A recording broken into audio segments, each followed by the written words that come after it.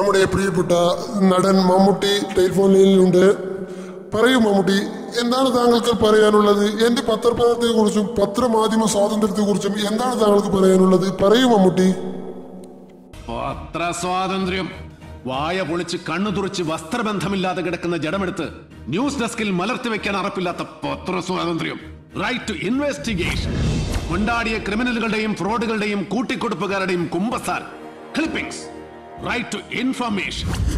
നാലാംകിട വേശ്യാരത്നങ്ങൾ നോടൊടെ ചവരാതിച്ചതിന്റെ കഥന പീഡന കഥകൾ.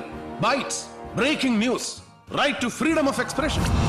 അടുക്കളപ്പുറത്തും കിടപ്പറയിലും കുളിപ്പുരയിലും പിന്നെ അടിപ്പാവാടയുടെ അപ്പുറം വരെ അനുവാദമില്ലാതെ ചെന്ന് കയറുന്ന സ്റ്റിംഗ് ഓപ്പറേഷൻസ്, ഒളി ക്യാമറകൾ, ഒളി ഫോൺ. പത്രസ്വാതന്ത്ര്യം അവസാനിക്കുന്നത് at the tip of the citizen's nose.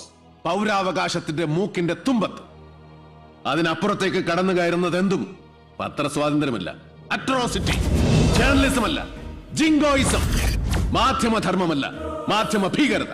Media terrorism, മാധ്യമ നരഭോജിത്വം, മീഡിയ കാനിബാലിസം. പത്രത്തിനും ചാനലിനും മാത്രമല്ല, എനിക്കും നിനക്കും ഏതു പൗരനും ഈ കാണുന്ന ജനങ്ങൾക്കെല്ലാവർക്കുമുണ്ട് അവകാശം. Right against infringement of individual privacy. അവനവന്റെ സ്വകാര്യത കാത്തുരക്ഷിക്കാൻ അവകാശം. Fundamental right. നിന്റെ പെങ്ങൾ, നിന്റെ ഭാര്യ, നിന്റെ ചോര, നിന്റെ മകൾ, നമ്മുടെ മറ്റേ വെക്കൂടാ നീ ഒളിക്യാമറ. ജീവിച്ചിരിക്കുന്നവനും ജഡത്തിനുമുണ്ട് അവകാശം.